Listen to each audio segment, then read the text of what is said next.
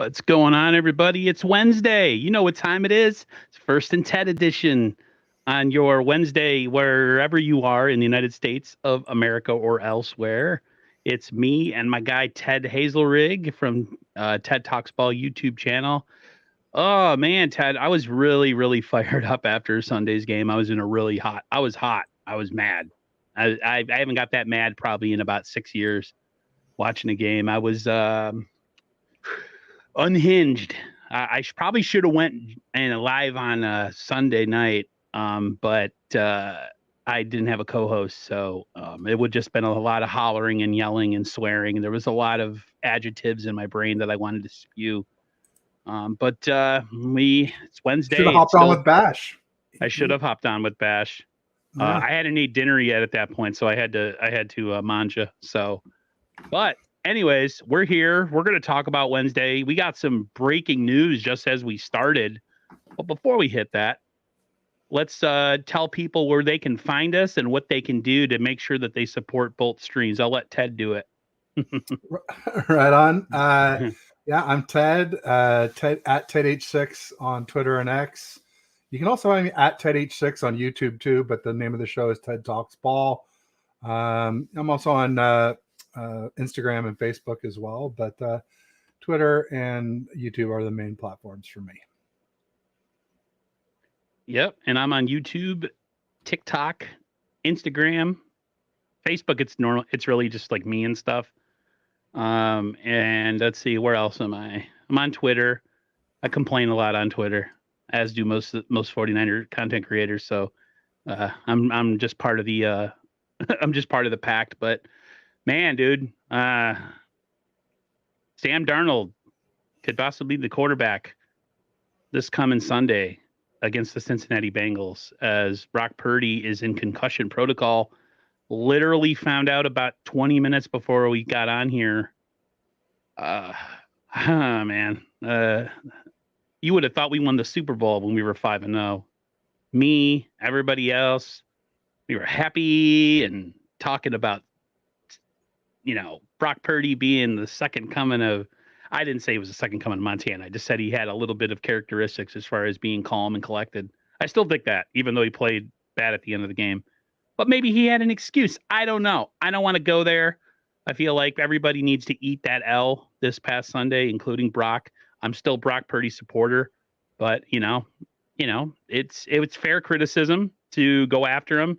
I'm not going to go there and say he's mid and this and go into all this regurgitated garbage that we talked about in freaking July and June. I'm not doing that. But yeah, Sam Darnold. For all you don't believe in Brock Purdy, you might have Sam Darnold to start on Sunday. So I hope you're ready. Ted, what's your mindset right now? Yeah, I mean, I revised my revision of Brock's ranking after the game. I had said bump him back to 11 to 15. And now with the new information that both of his interceptions came after the concussion, I said, I got to put him back to 8 to 12. So, it was, sort of 14 to 18 in the offseason, 11 to 15 after the Giants, 8 to 12 after the Cards, 6 to 9 after the Cowboys, back to 8 to 12 after the Browns, and holding steady at 8 to 12 after the, like I said, I thought I was going to bump him back to 11 to 15, but I can't fault him too much on those two interceptions. People call it excuse, call it whatever you want. I call it new information. And man, you should have seen all the people that came for me on the timeline. There was a Nick Wright post a while back where he said that he trusts Geno Smith more than Brock Purdy. And I said, this will be fun to come back to, because you know me, that's my tagline on Twitter, where it's basically like, you've been bookmarked and I will be back. And man, I must have had 75 people come at me, and a lot of more Seahawks fans, but there were a lot of Chiefs fans in there too. Even like a Cards fan. I'm like, what the hell are you doing here, Cards fan? What are Chiefs fan doing in there? You have nothing to worry about. Because somebody after me said something about like, oh, Mahomes is feeling the heat or something. And I was like, oh, I'm not touching that one, because you know me, I call that hyperbole, comparing him to Mahomes, Josh Allen, Montana, Brady, any of the current or past great GOATs, whatever you want to call them. I'm just not there with young Brock Purdy yet. I could be someday. We'll see. But anyway, yeah, I mean, it's a frustrating loss. I mean, McCaffrey fumbled. The defense gave up a ton of yards. I'm glad that we kept them out of the end zone for the most part to hold them to only 22 points. But man, imagine if Justin Jefferson played or if Jordan Addison had played the whole game. It could have been a lot uglier. So some work needs to be done on defense. I'm definitely not, a fire Steve Wilkes guy, at least not yet. I also don't totally disagree with obviously it didn't work out well with the blitz towards the end of the first half. But I'm not as critical of it as, of Steve Wilkes as maybe I am of Charvarius Ward, where it's like, knock the ball down, make the interception, then all of a sudden it looks like a much smarter play. But I do see the point of like rushing 3 and dropping everybody back and just make them complete something underneath and rally to the ball. That would have made more sense. But I'm not about it as some other people. That game, I don't know what made me more mad. How many times I had to look at the stupid face of the head coach of the Vikings on the sideline, grinning, looking like an idiot. Just everybody on the defense, like frustrated and throwing their hands up at themselves and just like looking like they didn't have any answers. It was just like, man, dude, like I was so hot after that game. I was cursing to myself. I'm trying to be a good boy. I didn't break anything, guys, so you should be proud of me. As I thought about taking and throwing my remote through the television. That's how mad I was. That game put me in a weird headspace.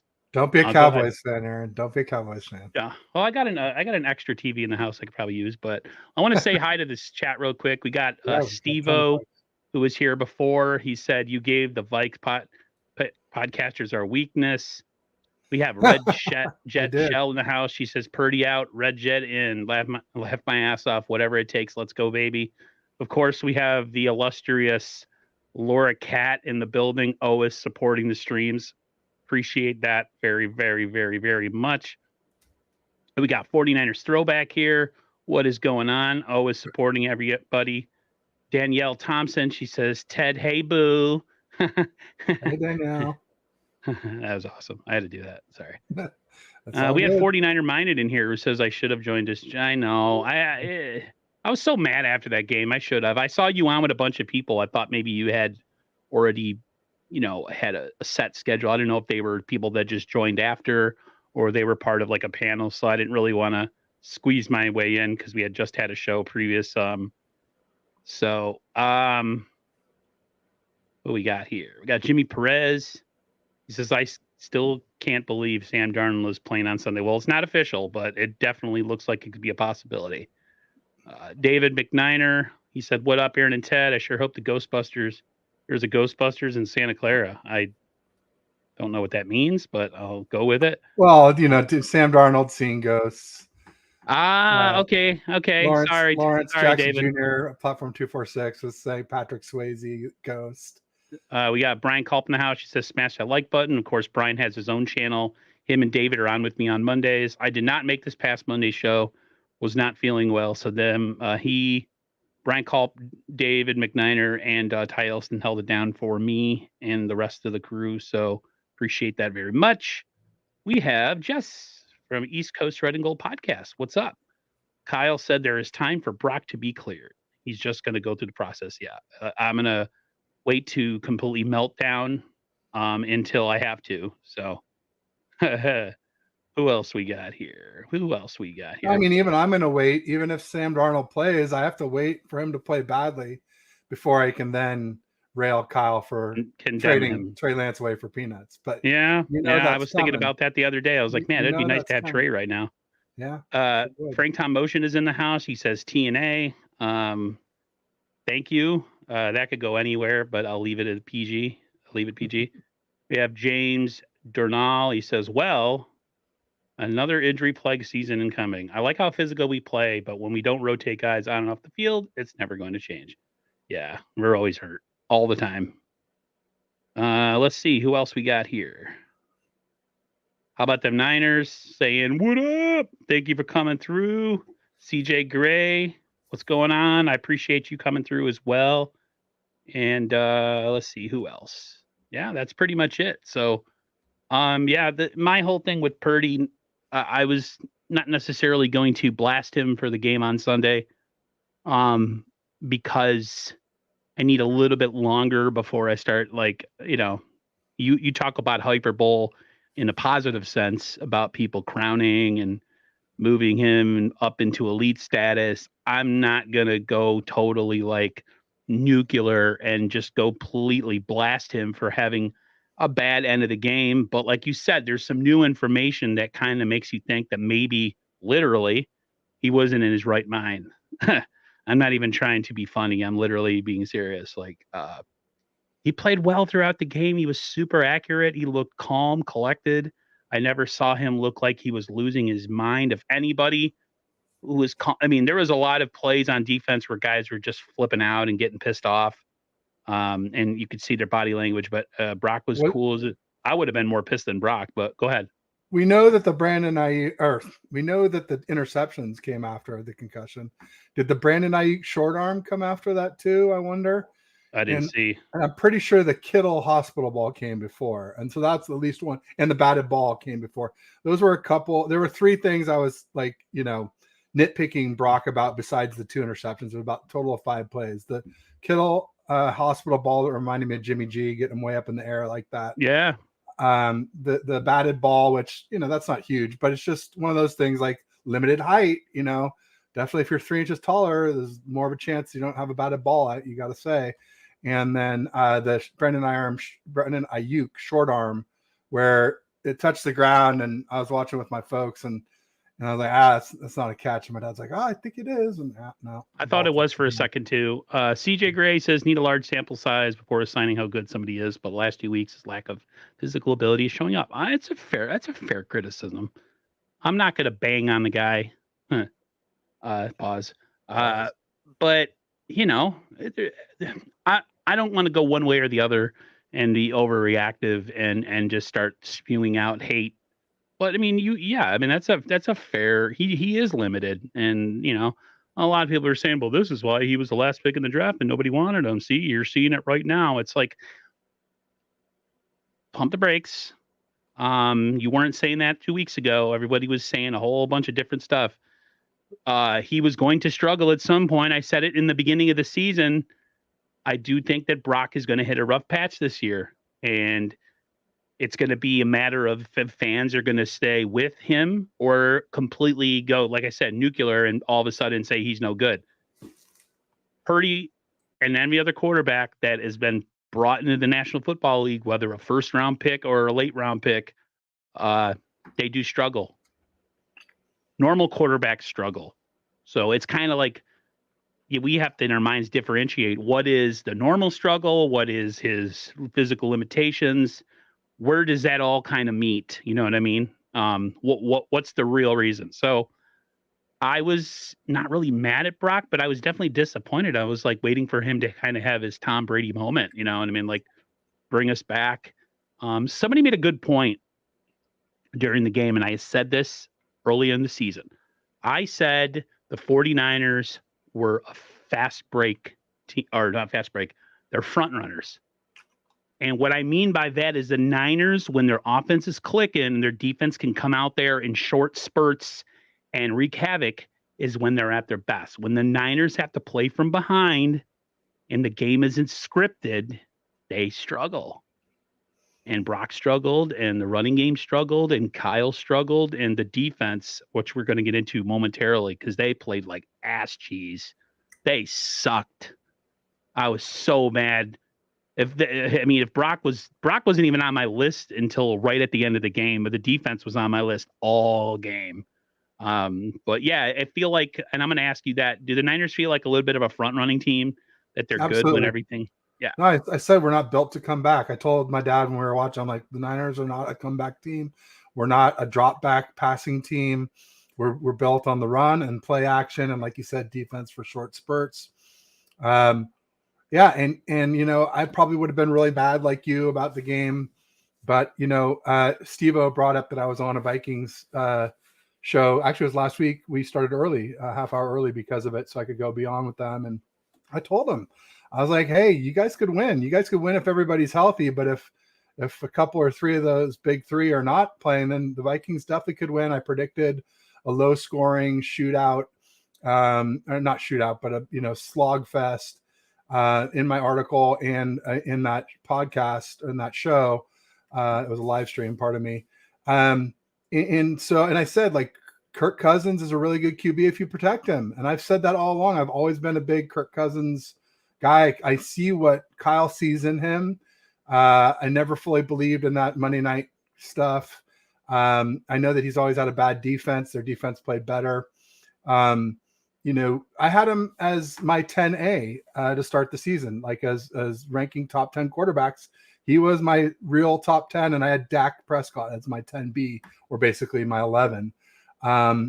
So, now they're saying he's top 10. I'm like, yeah, I kind of thought that all along, especially to do what he did with, Jordan Addison as his best wide receiver, and then KJ Osborne as his wide receiver too. And then after Jordan Addison went down, to have Brandon Powell be elevated and start to look like kind of like a decent weapon.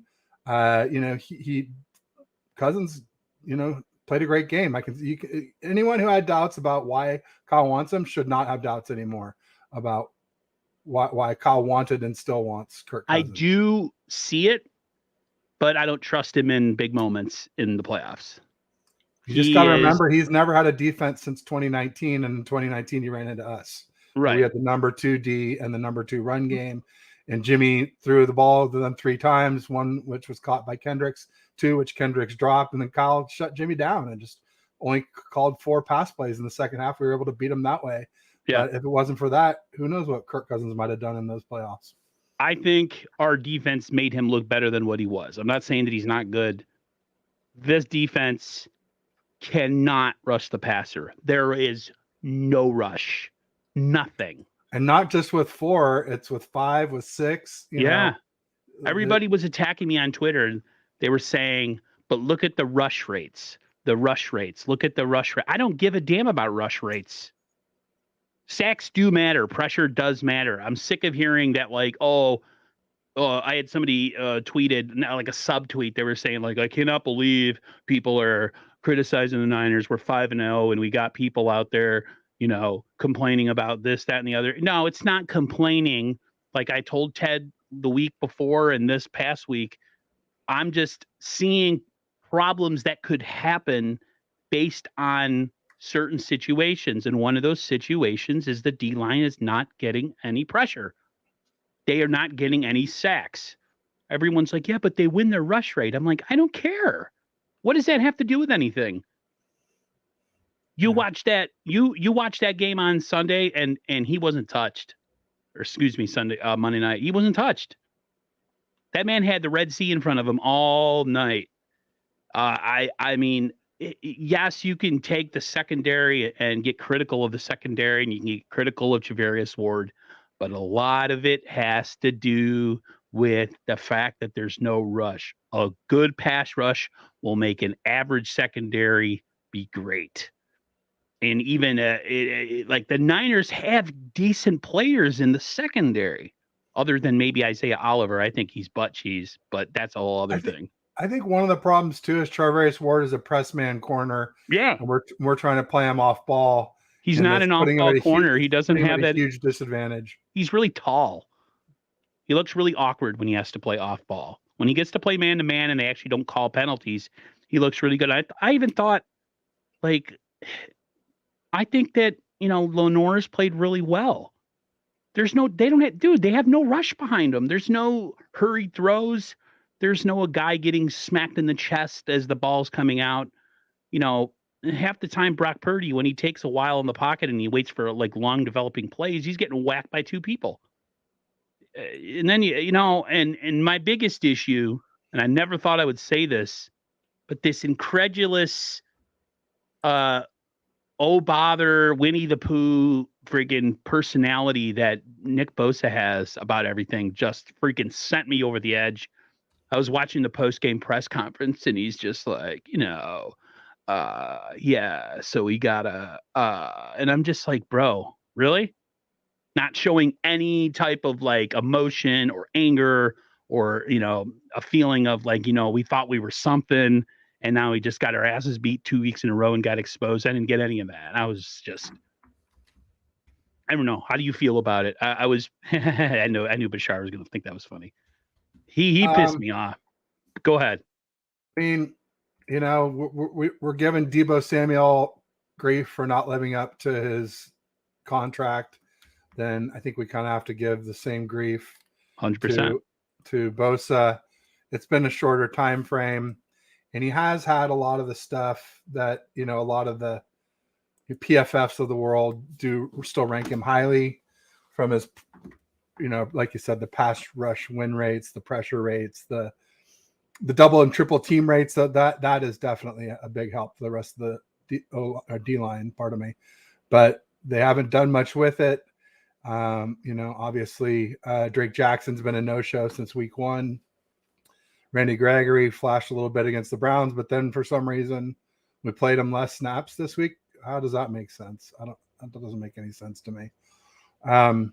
He took a lot of Drake Jackson's snaps this week, though. And then Armstead has been a no-show for more than just this season. Yeah. And Hargrave. I would trade him in a heartbeat for a freaking nose tackle or a defensive tackle. Screw it. If you don't want to rush the quarterback, bring in a guy that's 345 pounds and just sit him right there. I don't care. Yeah. Like what's the point? You're useless. You wouldn't cost $17 million, that's for sure. Right. Take a little bit of that money and go put that somewhere else, And it was freaking asinine, that game. Yeah, Hargrave's been good, but yes, Hargrave has been good. He's only one man, dude. They have two guys on that line that can rush the passer. That's it. Yeah, I think we still need a DN. Just like I said when we got Randy Gregory, I thought he's a good low cost move, but not the guy that a lot of people sort of made him out to be. Not the guy across from Bosa, the bookend that we've all been waiting for. I thought Randy Gregory would have been a good draft capital and cap capital. The way I look at it is this, though, Ted. I don't agree with the Rams' way of just completely saying screw the draft, but sometimes you have to take proven talent over draft. If there's a guy that can put you over the top or is a proven player that you're never going to get at the position that you'll be picking because you'll be picking at the back end of the first round, then sometimes I can see the Rams' way of going about it. I don't think it's a good thing to do all the time. But to me, it's they have to make a move at the trade deadline. They have to make a move. Absolutely. They cannot sit idly by and say, we have what we think we have. What's the saying? I think, or John Lynch will say, I think what we have is in the building already. No, it's not. I'm sorry. It's not. No, it's not. They're not getting it done. They have less sacks than, dude, there's players in the league that have more sacks than like half the Niners defensive line as starters. Yeah. I hit like, oh man, it was so frustrating to watch. And I will say this though. And thank you 49ers throwback. Frank Clark went to Seattle. I was just going to mention that. Of course he did. Speaking of proven talent. Yeah, well, it's because Nwosu got hurt. So it's probably a net negative for them. I think Nwosu is a better edge than Frank Clark, but Frank Clark's real nice to get once Nwosu's gone for the season. And Nwosu might be back for the playoffs. It's a torn pec with surgery, so there's a chance he could be back for the playoffs. Assuming that the Seahawks make the playoffs. They are 4-2, so they're certainly on track. I totally think that the Seahawks are going to make the playoffs this year. Yeah, I think they'll fail because of their quarterback in the end, but 49er Minded was talking about this. Me and him were talking about this, I think, off stream about the Niners not playing their rookies ever. Like they have this, I don't know if the word is aversion to rookies or almost like they can't do it. Been saying this on my last 2 streams. We're not playing any of our rookies. We just sit them, screw the picks in 2024 draft, and get at least 3 guys that are proven 100%. If you're not going to start them, If you don't think you're going to get of anything of any value at the pick, whatever, 28 through maybe 27 through 32, then trade it. I have a couple ideas. We talked about this off stream. It's funny. I talked about this issue in March with Raj about how I think the Niners need to make a move for another guy on the other end. And everyone's saying, Aaron, you got to give Drake Jackson time. I think you're going to be pleasantly surprised that he's exactly what we need. He's already in the building. We don't need to go spend money. And I'm like, okay, I'll watch. And just like last year, he flashed in one game and he's done nothing since. He has been 100%. You want to talk about Sam Darnold seeing ghost? I see ghosts every time I watch Drake Jackson play. I don't see anything. He's given nothing to this team other than week one. And his week one with those 3 sacks, they were like effort sacks. They weren't like him beating somebody off the edge and making a pretty move and taking an offensive tackle and throw him to the ground. No, it was like, oh, there's good coverage, and he sacked. That's what it was. So, yeah, I'm pretty pissed off. Yeah, we were both pretty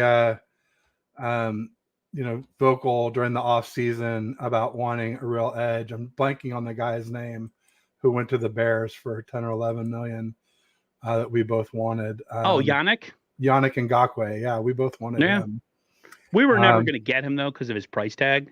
Yeah. But even a guy like Justin Houston mixed with the guy like Randy Gregory would have been nice. I'm definitely ready to shove it all in and Pause. Get a corner, get a DN, get a right tackle. I do think that first round pick should be for a right tackle, but I don't mind if it's a trade deadline instead of waiting until the 2024 draft. I'd like to be more like the Rams. I don't think we'll blow it up like the Rams did, but if we start a clock ticking where it blows us up in a couple years, that's okay in my opinion. I think it's worth it. I think the clock is we've got this nucleus. On a team like Buffalo, I think Buffalo's window is closing because they paid the quarterback and now they're letting guys go and they can't beat Kansas City and all that stuff. I think the Niners, as long as they have a cheaper quarterback, maybe the next 2 seasons, they still have a window. But past that, and then you become a punchline on a 30 for 30, the best team never to win a Super Bowl in the 2010s, and they would show our asses. I think twice. Buffalo's window was pretty wide open. I mean, I thought they were the best team in football there for a minute, but Tre'Davious White is a huge loss. So is Matt Milano. They obviously came knocking last week looking for Dre. Greenlaw and John Lynch laughed at him. And I think they also lost Daquan Jones, a really good defensive tackle too. So Dre Greenlaw to me has been playing better than Fred Warner lately, to be honest with you. Fred Warner's a great player, but I feel like Drake Greenlaw just plays with a little bit more fire in his ass than they're both great. I'm not saying that we got to get rid of one of them. I'm just saying just based on what I've seen. That's just me. He's more of an enforcer, that's for sure. Clown Man, a supporter of the channel, and then I became a supporter of his. He posted a really, I forgot what exactly happened. He had some reaction. Something happened in reaction. He had this really ridiculous reaction to it. I don't know if it was a draft pick or something that happened. Yeah. Been a long time. Daytona had a good point. Wish it wasn't the Bengals on 2 weeks rest. And that was one of my things of why I picked us to go 11-6 this season was negative 20 rest days and 4 teams coming off byes. We saw what it did for the Browns against us. Now the Bengals, both teams from Ohio, coming off byes against us. Maybe against Sam Darnold, that just compounds it. Yeah. I mean, maybe Sam Darnold will show what Kyle's been seeing in him. But when Kyle said that he looked great this offseason, I was like, what were you watching, Kyle? Because in the 9 camp practices I attended in the preseason, like Sam Darnold did not look great at all. So I don't know. I think Kyle better be praying that Brock can play, and if Darnold does play, that somehow we can get a win with him. Because if not, there's going to be a lot of people asking questions next week about quarterback decisions.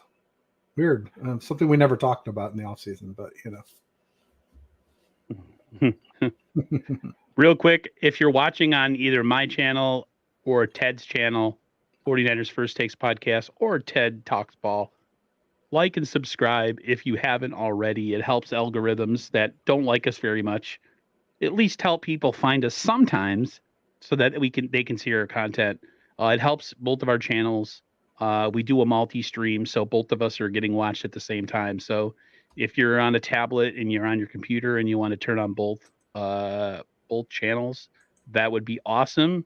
If not, if you're in a hurry and you just want to, show some love, a little like and subscribe to both channels is awesome too. The algorithms hate my channel. I put out a lot of content and I don't get the views like I used to. And it's very, very, very, very, very, very frustrating. I mean, I know that there's some top guys out there that deserve all their flowers. There's some that deserve their flowers, but that are poopy heads. And I know you guys know who I'm talking about, Larry Krueger and what's the other guy? Damon Bruce. Damon Bruce. I do not like them. I think they talk badly about other content creators. They have an ability and a place to uplift and support and help grow the Niners community, but they're on here for money. They don't do it for love. Everybody knows that. This is a way to a paycheck. So they're really listen. All those people that go and do those things and come from radio and all that stuff, they deserve all the flowers. They're good, but whatever. I don't like top guys talking about guys that are lower rung. Like if you have nothing to say and you're of that ilk, just don't say anything and everything will be fine. Let's talk about the zero blitz situation that happened during the game. Kyle came out today during his press conference and said that pretty much Wilkes pretty much owned up to the fact that it was a big mistake and that he shouldn't have ran that play before the half. He said pretty much it sounded like he supports it any other time, but then your thoughts on that? I didn't think it would be something that would even be asked at this point, but it had an effect on the game. The Niners could have gone into the half, having just scored, and then get the ball after, and it could have changed the momentum. And we know momentum is a big thing in the National Football League. What's your take on the snippet that Kyle put out before the stream started? I mean, clearly it was a mistake, as but I would just say part of it was Charvarius Ward's mistake. He should have just batted the ball down or actually intercepted it. Ultimately, even if you intercept it, there's not much time left on the clock. So batting it down really makes a lot of sense. Same way, almost as if it was a fourth down, where you're better off not intercepting it, where you cost your field position in this case. There just wasn't enough time to really do much, maybe get a field goal or something. But it was just a fluke play and a huge bummer. I mean, I remember watching it just being like, I can't believe that just happened. I literally cannot believe that just happened. Especially after Charvarius Ward wrestled the ball away from him from that early interception. It was the tale of two wrestles. Randy Daytona says Wilk guy goes prevent 90% of the time. Exactly. And then blitzes. Really? Like why? We're playing, cover 3 the whole game, prevent, and then right when we need to stop a team and not allow them to score, dude goes straight up. The dude goes straight up, what they call a zero coverage or zero blitz, where you essentially are man-to-man across the board and you blitz. So if somebody gets beat, they get beat for a touchdown, and that's exactly what happened. It's ridiculous. I think I scared some people away when I said mean things. I'm not going to apologize for that. So don't. That's fine. If you don't like it, tough titty. I don't care. You have an obligation when you do something on YouTube to upbuild and uplift, not to tear down. So that's just my opinion. I want to see, let's see here. We were talking about the 49ers needing to be active at the trade deadline before we got on stream, and we kind of touched on it a little bit. There has been talk just from 49ers circles that a player that would be an interesting fit would be someone like Montez Sweat. Me and you have talked about going for a double dip, which we'd go for a defensive player and maybe go for an offensive guy like the guy from the Falcons, Cordell Patterson. Cordero Patterson. What's love your him. thought on if the Niners were to make a move? What is someone that would you go all in? Would you say no, screw that, let's go get Brian Burns and just blow a bunch of first round picks on him? Or are you more in the mindset of a conservative? I can't really say Montez Sweat would be conservative. I still think he'd cost a little bit. What's your take? I mean, I guess it depends on who's available. Yeah, we have. I think we have more needs than just one defensive end can cover up. I think nickel corner, I think, is a need. I think defensive end is a need. I think running back is a need. Elijah Mitchell just doesn't seem to be getting back to himself. Maybe he will, maybe he won't. But I mean, it's not like they're going to put in Ty Davis Price. So I think that spot is open for replacement. And then tight end too. How many times I said I would love another tight end who can both block and catch, because Warner can block and Dwelly can catch, but neither one can do the other. And then right tackle seems like a little bit of a dream at the trade deadline, especially without having him go through camp. But maybe some tackle depth somehow. Maybe Lyle Collins. He's so injury prone though. Maybe someone I don't know about who's less injury prone. When you talk about injury prone, like people are thinking that we should go for the other guy on the Commanders, Chase Young, but I'd stay away from him. He's so brittle. He could have been really good in the NFL and he was really talented, but the guy just can't stay on the field. And I don't want to Niners trade a bunch of assets away and then have the guy go on IR 2 weeks later. No thanks. How about the other Niners? The other thing about Sweat is he's more of a speed rusher, and that's really what we need to complement Bosa. We've already got the power with Bosa. Yeah. We need a speed guy to replace D Ford. So I don't know how many times I've said that. Whew. It's funny that how about the Niners? He says, thanks. I've been pushing for Cordell Patterson for weeks. So have I. He's like, let's get Brunskill too. Titans are selling. It's funny. I've been talking about Cordell Patterson for at least 3 weeks. I'd love to get Brunskill back. Yeah, if he's thrown in as just part of a trade. Hell, if the Titans Speaking are selling, of the Titans, we got to bring up. I meant to bring it up earlier. Talking about proven talent. The freaking Eagles got Kevin Byard or Keith Byard or whatever Byard's first name is. Byard, Baird, Barad, whatever your name is. Star tackle from the Titans now is an Eagle. Yeah. Damn, that's another reason why we got to go all in. It's funny. They're the best team in the NFC still. Okay. And then they go and make a move. Then the Niners, who are floundering the last 2 weeks after losing to teams they should have beat, have been so quiet. I'm not saying that they're not going to do something at the trade deadline, but if they don't, this fan base is going to lose their collective minds, including me, because there's no way you could say this roster right now can compete with a team like the Philadelphia Eagles in January, February. The Niners defensive line can't sniff Philly's defensive line. My brother is a Dolphins fan. Dude, they lived in the backfield last week with the Dolphins in that game. Dolphins couldn't do anything. Run the ball, pass the ball, didn't matter. D-line pressure makes average secondaries look great. The Eagles secondary, when their rush isn't there, can be had. But the fact of the matter is they're always there, so they're never able to be had. So Niners need to make a move. All I got to say. At least one. At least one big move. And don't bring in some injury-prone ass guy who's going to get hurt in 2 weeks, and then we're going to be right back where we started. Go for a freaking stud. Stop. You know what you got to do. If this is a Super Bowl window and we're trying to go all in, then prove it. But I swear, man, if you bring someone like Kerry Hyder or somebody of that ilk, a Kerry Hyder type player back. Actually, where is Kerry Hyder right now? Yeah, he's practice squad maybe. That's not good enough. Or maybe the Texans took him. Yeah, I think the Texans took him after we cut him to make room for Randy Gregory, and I think D'Amico picked him up. This is actually a smart way to go, Sentinel. He's like, I don't show my face. I use a voice changer and VPN. I've thought about doing that for YouTube and just like going incognito, but everybody knows what my ugly face looks like, so it doesn't matter anymore. We cut Hyder and got Gregory right, but I'm just saying the Niners that knowing the Niners, they'd bring back somebody like Hyder and be like, "Here you go, we solved our problem." Yeah, that's not enough. Let's see here. The 49ers injury bug has been a huge concern lately. Debo hurt, Trent Williams hurt.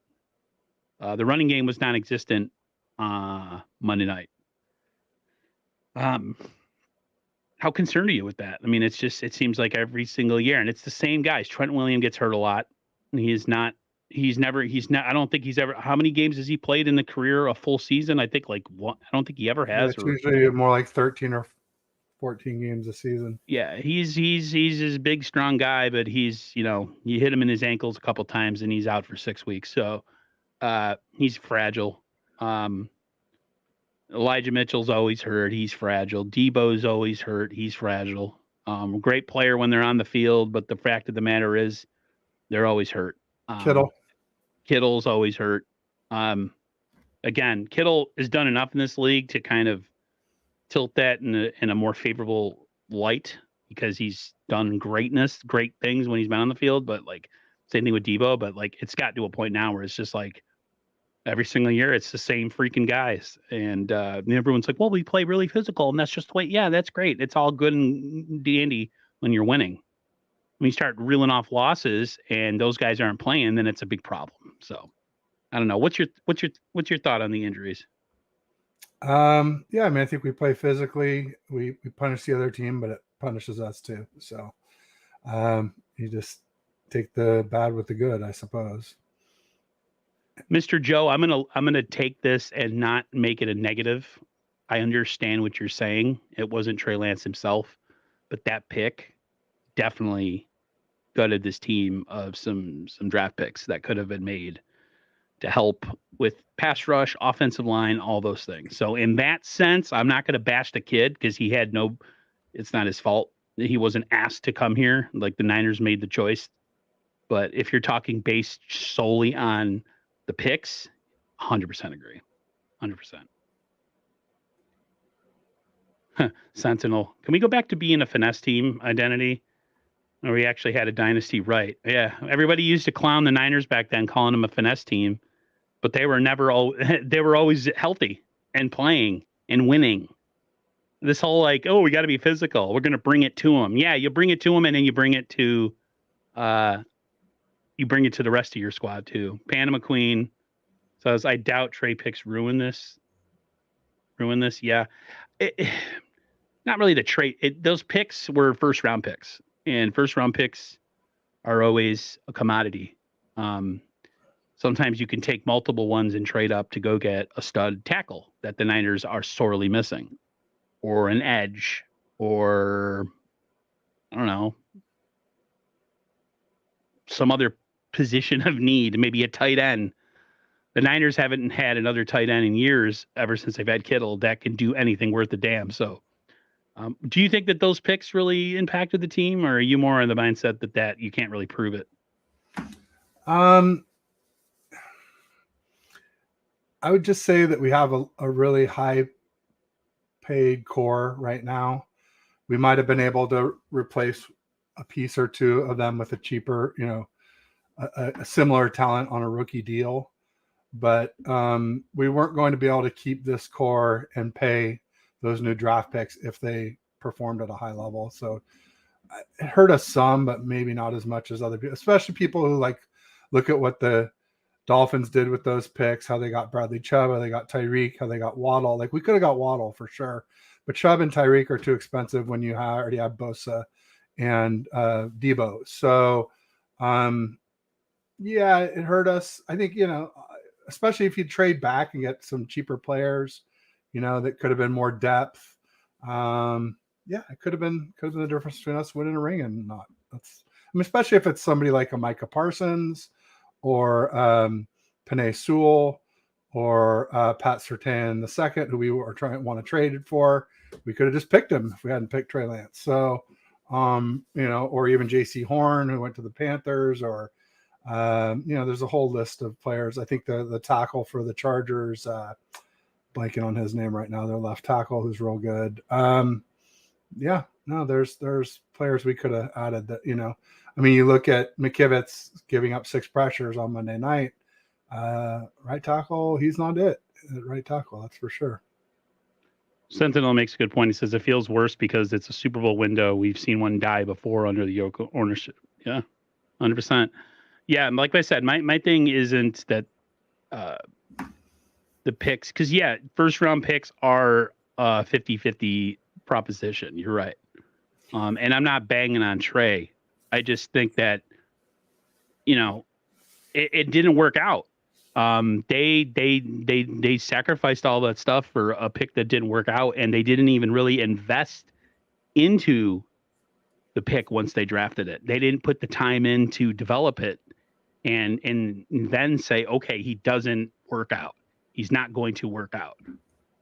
To use all that capital and then not even really put in the work for the guy as an organization to see if he's that dude or not. Essentially, it's just like, yeah, he's been hurt a couple of years. Time to let him go. I mean, see if he's that guy. You mean see him play with CMC? Have him play with all the weapons with a healthy team. Like, that would have been a good idea, in my opinion. That's why I say it's a bad trade, because they finalized it. What's that? They finalized it. They put the period on it, and they licked the envelope and they sent it away for a freaking 4th round pick, and they made it the worst, ever trade up in 49ers history and one of the worst in NFL history. When, as long as Trey was here, there was always a chance he could make it right. Like maybe against the Bengals this weekend. Oh my God. Wow. Who would have thought that we might need more than one QB when we've needed more than one every single year? You were right. Other than 2019. Right. Who would have thought? It came to my mind before the stream, before I talked to you, before I clicked into StreamYard. I said, man, you know who would have been really valuable to have right now? Trey. Absolutely. I don't even care if he plays a great passing game. If he's able to be athletic and make a couple of big throws against the defense that would have, been squatting on our offense if, Brock's playing, and then all of a sudden you bring in the kid, and maybe he has a 12 for 25 game, but maybe 2 of those throws are 2 huge touchdowns. So like, it sucks. And now he's inactive with the Cowboys. He's not going to end up doing anything with the Dallas Cowboys, guys. I'm sorry. He should have went to a team where he had a chance. He's just gonna flounder. Well, I don't know about that. Maybe this season, because he missed all of their camp and most of their preseason. But with time to learn their playbook, he could have a decent shot to be their backup. Or, I'm sure he's not going to unseat Dak, but he could easily be their backup and beat out Cooper Rush next season. So we'll see. I'm not writing him off long term. But again, then it's just another year after all these other years of not playing. Eventually, it's just too many years off, and you lose your edge. I'm not going to speak too much on Trey other than to say this. He needed reps. The Niners shouldn't have drafted him because they couldn't give him those reps. He needed to be drafted to a team that was essentially a rebuild, like a team you're blowing up, like the Broncos, for instance. You bring Trey Lance in, first year, you're expected to win maybe 3 games, and you let him suck, play bad, learn, get better, all that stuff. You draft him to a team that's essentially a game away from the Super Bowl or in the Super Bowl every single year, and then you bring back the guy who's been there that the locker room loves. It was a no-win situation for the kid, and like I said, I don't want to go too much into it, but the Niners shouldn't have drafted him. They shouldn't have drafted him. They should have let him go to somewhere else where he could have gotten a real chance to grow and be something. So the Niners screwed themselves. It's like for every great decision the Niners make, they make one catastrophically bad one. So, yeah. James Darnell cataloged a few of them as far as draft picks: Solomon Thomas, Reuben Foster, Mike McGlinchey. I don't think McGlinchey was a terrible pick. McGlinchey was okay. Yeah, what's happened to Kinlaw lately? He was doing good things for a while there, and now he seems to be. Kinlaw remembers who he is, who he was. He went. Trey for all 3 first-round picks. Except for it's TREY, James, not TRAY. But I guess we'll put this as we get closer to the end of the stream. With the Cincinnati Bengal game coming up, how much pressure is on the 49ers to win this game and not lose 3 straight? Yeah, a lot. I mean, the funny thing is, even if we lose 3 straight, we go into the bye 5-3. We have our best record through 8 games that we've had since 2019, because we were 3-5 in 2021. We were 4-4 in 2022. So, but yeah, I mean, that's the 3 straight. It's the backslide.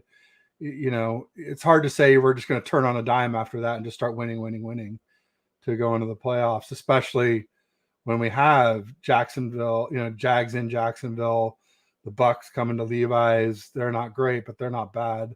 The Seahawks in Seattle, the Eagles in Philly, and the Seahawks at Levi's. That's a really brutal stretch where I had already predicted at least 1 loss before the Eagles, not counting the Browns and the Vikings. Like, I predicted one of the others. So I still think we got at least 1 more. Yeah, there's a lot of pressure because you got to get the momentum started up again, and you can't just count on that everything's going to be fine when Purdy comes back. We have 2 people who have completely different viewpoints. I have Brian Culp, who's positive and thinks we'll be fine with Sam Darnold, and Mr. Joe says if Sam Darnold starts, call it a loss. Don't trust a guy who sees ghosts. So I'll be there. And I was just thinking, like, man, I wish I'd picked a different game to go to, honestly. It's crazy. Because I have zero faith in Sam Darnold. No, I don't either.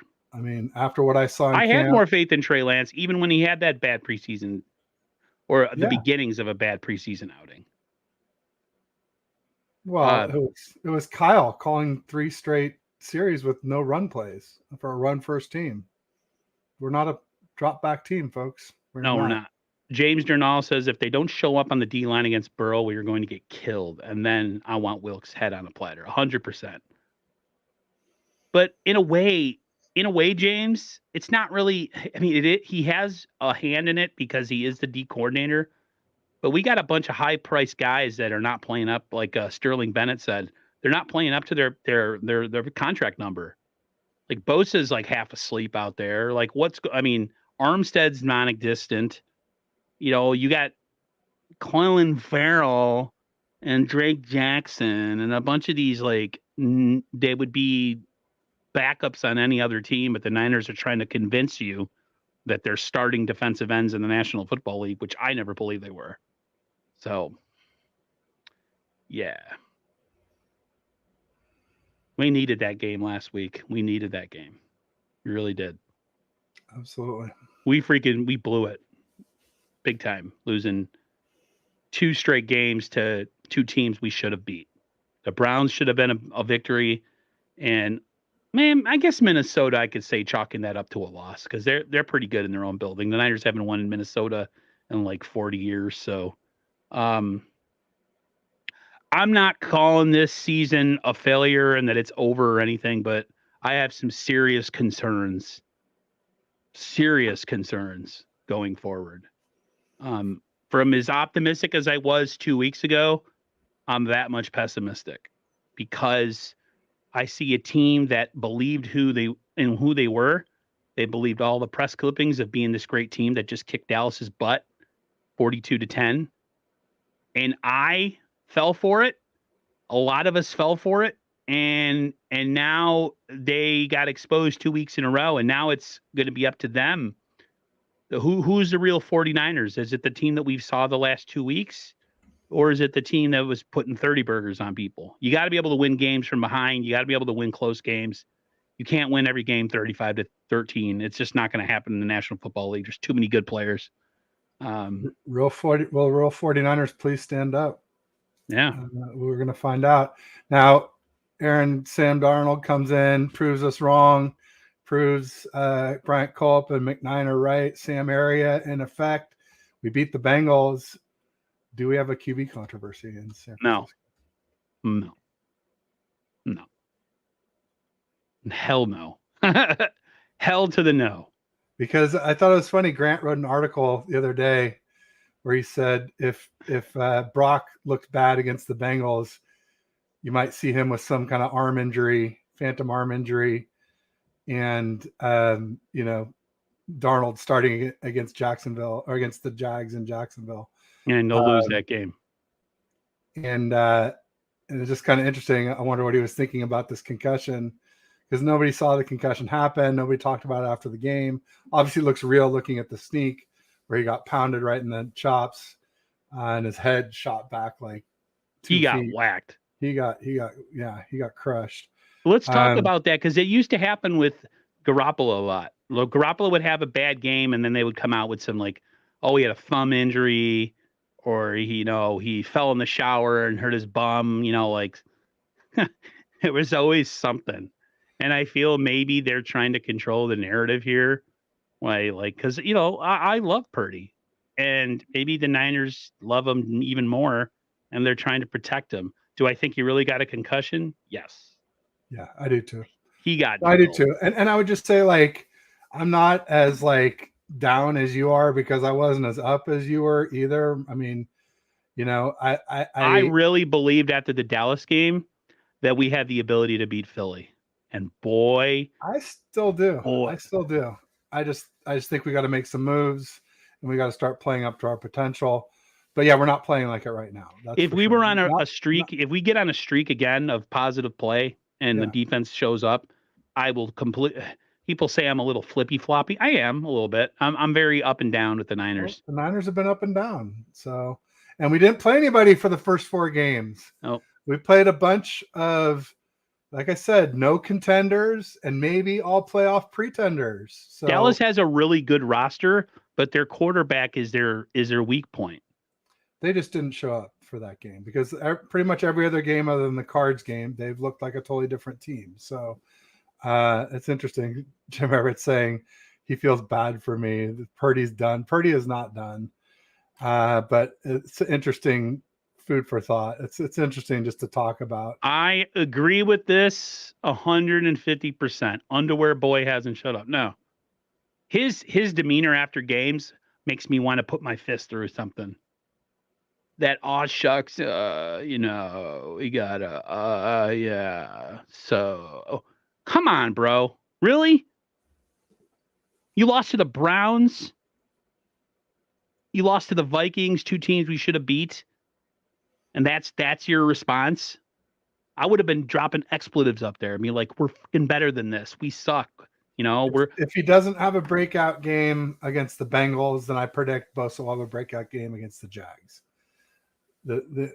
Because I do still think he's playing the ship. Also, did you see today it wasn't highly publicized, but somebody talked about how Troy Aikman got Purdy to admit that his arm still isn't 100%. I'm like, gosh, I feel like I talked about that a little bit in training camp. It's obvious that his arm isn't what it was last year. He still played really well, but I think I'm guaranteeing you this right now, Ted. Next year, when we're going through training camp, this is going to be the story. I'm feeling way better this week. After the Browns game, I was saying maybe the wet ball, he's having trouble gripping it because his grip strength isn't 100%. Right. But yeah, it was Keltz who tweeted it out. He said Brock admitted to Aikman his arm isn't 100%. Yeah, I heard it during the game too. I heard it.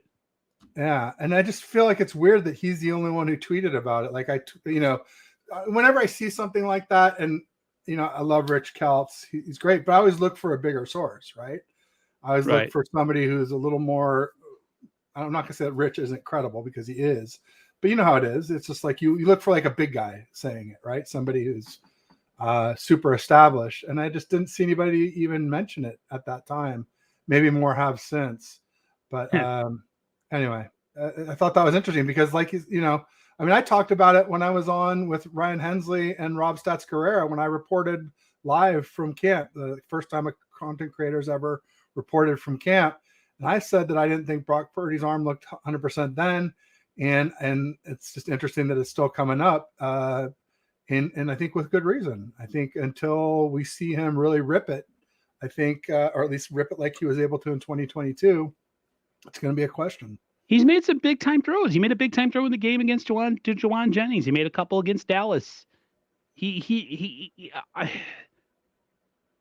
sucks that those interceptions happen because I listen. I had all the confidence. I was surprised that he threw that pick twice or 2 picks.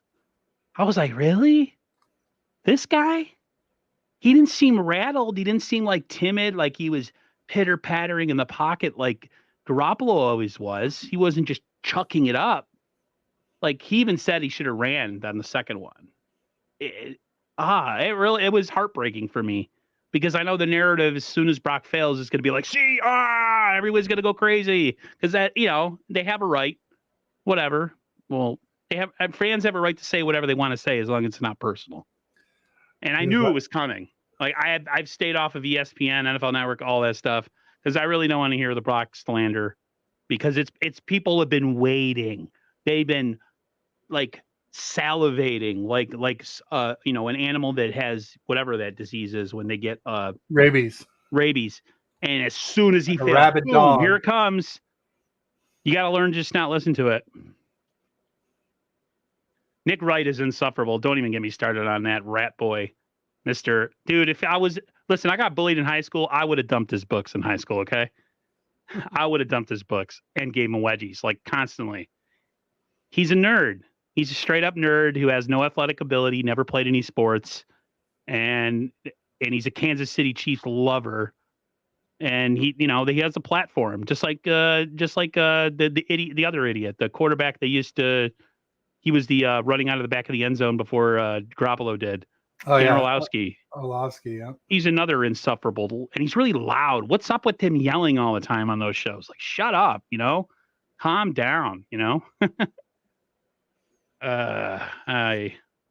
I'm just not in a good place after that game. I'm mad. I was really mad. I'm a nerd too, Red Jet. She's like, hey, no slander for nerds. I'm a nerd. I'm weird. I'm awkward. I don't know how to talk to women. I'm all that. So I get that. But he has so much conviction for a dork. You know what I mean? So anything going on in the channel this week that we should know about after tonight's stream? And if you want to plug your sponsor right now, it would be awesome too, if you don't mind. Thanks. Yeah, no, I appreciate that, Aaron. Yep. Thank you for that. Yeah, just TTG. I'm TTB, brought to you by TTG. They are a retail and hospitality logistics company. So they do transportation and warehousing for brick and mortar. They do FFE, which is fixed furniture and equipment, OSE, which is operating supplies and equipment. They do new store openings. They do rollouts, relocations, decommissions from the first mile to the final mile and everywhere in between. Travelstead has you covered. Let them know where they can help you by air, ocean, or land. They do closed loop solutions for retail and hospitality. It's Nick and Henry are the folks to talk to. 100% US-based support. The link is in the description for the show on my channel. It's in my YouTube About page, my Twitter bio, also on Insta and Facebook. If you follow me there, click the link, check out the video. And be sure you tell them Ted sent you. I appreciate that. Thanks, Aaron. Also, for the rest of the week for me, actually, I just booked a couple of Bengals Behind Enemy Line shows for tomorrow. So I've got one at 8:30 a.m. Pacific, 11:30 Eastern with John Sheeran, who's a Bengals content creator. And then also 2 p.m. Pacific, 5 p.m. Eastern tomorrow. I've got the Man Cave, Big Mike from the Man Cave, who's also a Bengals content creator. So 2 Bengals Behind Enemy Lines tomorrow. And then, of course, Bash Fridays at 3, every Friday at 3, Balling with Bash and Ted. And then I do believe I have a Friday morning show, too. I think I must have put it on the Ted wrong is always booked, baby. Yeah, I've got Jordan from, sometime in November. So I've got to move those two. Jordan Watkins, who is an Atlanta Falcons fan, who goes on with Gina V on Sports Laugh and Chill. And then also, of course, Rod Callie is on there, and several other folks. The Wise Soul, some great folks. So Jordan is coming on Friday morning, 9:30 a.m. Pacific, 12:30 Eastern. So thanks for letting me plug all that, Aaron. No problem. Brian Culp says I'm a nerd and you challenge you. Dude, you'd beat me. I don't know how to play chess. It's weird. I'm a bigger guy, but I was still a dork and a nerd. You know what I mean? I was skinny, a lot of zits. My nose was massive back. It's still big, but pause. It's a lot smaller now because my head got fat and grew around it. But yeah, at high school, it was one of those things where I had to get the people who picked on me to laugh. When they would make fun of me, I would just like laugh with them. So it kind of tempered their anger. Like they'd make jokes about me and I'd be like, "Oh, that's really good actually." Haha, instead of being all like, "Oh, I'm so sad. I'm going to go cry in a corner." I didn't do that. Yeah. Good show. I'm going to be on in about 90 minutes with Raj. Me and Raj are going to be talking pretty much the same stuff we're talking about here. Sure to be an interesting. It's funny. I actually have an idea for a later week show with a certain person that I did a show with last week. Me and him seem to have good chemistry. He's in the chat right now. You might know him. His name is Bashar. We always have a good rapport, and we seem to have, for two people that don't get a ass ton of views, we always seem to have a good turnout when we have streams. So definitely something to keep in mind. What's that? One of my favorites. Yeah, Bash is my guy. He's my Iraqi brother from another mother. So yeah, we're gonna get out of here, everybody. Take care. I'll see you guys in about 90 minutes with Raj, hopefully, if everything's good. And until next week, me and Ted will see you later. Peace. Peace. Go Niners.